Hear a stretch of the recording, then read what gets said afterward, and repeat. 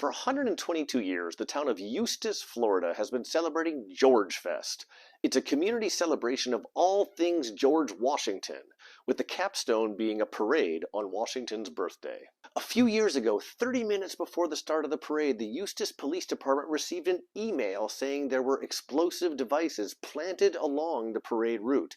It was signed by a woman named Sarah, who actually lived in Eustis. The parade was delayed while emergency services searched Main Street, finding nothing. Meanwhile, police detectives went to Sarah's home. Her family said Sarah had been vacationing in Colorado for the past week, and a police officer reached Sarah on her cell phone. Sarah denied knowing anything about the email and said the Gmail address wasn't even hers. She seemed credible to police, but they still had her send them a selfie holding a toothbrush with the mountains in the background to prove that she was actually in Colorado. Satisfied that the threat was a hoax, the parade started 30 minutes late, and everyone was safe. The next day, Sarah called the police and said she thought the email was probably sent by her lousy ex-boyfriend, Greg.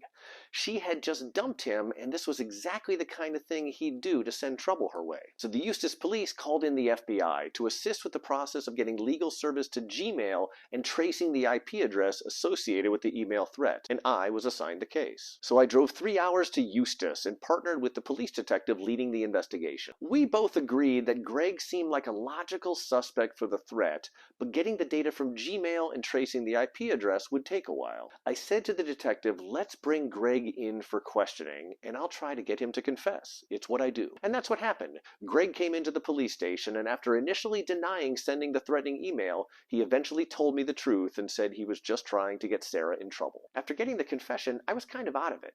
The police took the case forward, and I assumed that Greg was prosecuted locally. I have no idea what his sentence was. The chief of police sent a nice letter to my boss thanking me, and I forgot all about the case until last week when I was 3 hours away from home driving through Eustis while investigating a romance scam for a client of my PI firm. I saw a sign advertising George Fest, and the whole story came back to me. What a drag it is getting old. Anyway, follow me for daily crime stories. Have a great day, and be cool.